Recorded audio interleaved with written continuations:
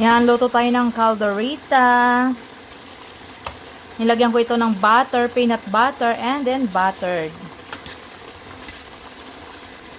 Inuna ko yung carrots ilagay, kaya alam niyo naman, matagal maano yung carrots. So, ilalagay na natin ng ibang seasoning. Tara, let's go! Lagyan natin ng tomato paste.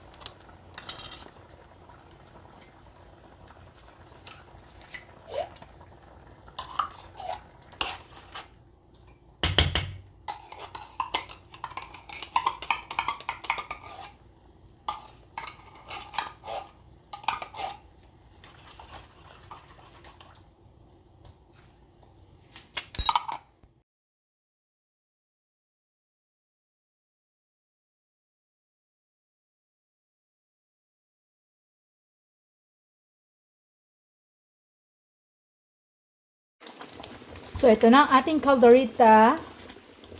Malapit na. Pinapaano na lang natin yung sabaw. Pinapakonte.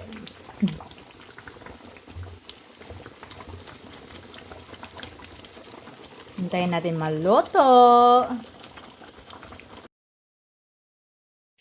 So, guys, luto ng ating calderita. Maglalagay na ako sa baunan ni asawa.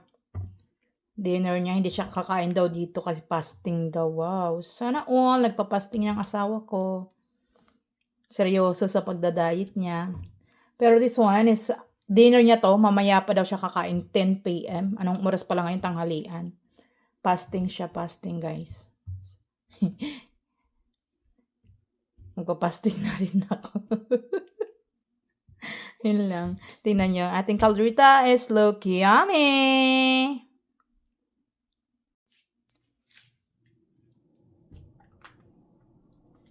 Calderita for dinner.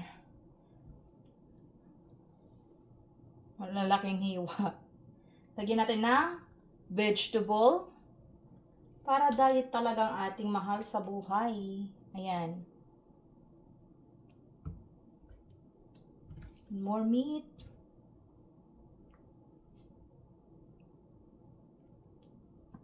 Kasi mamayang gabi pa siya kakain, so I will make sure na okay yung lahat.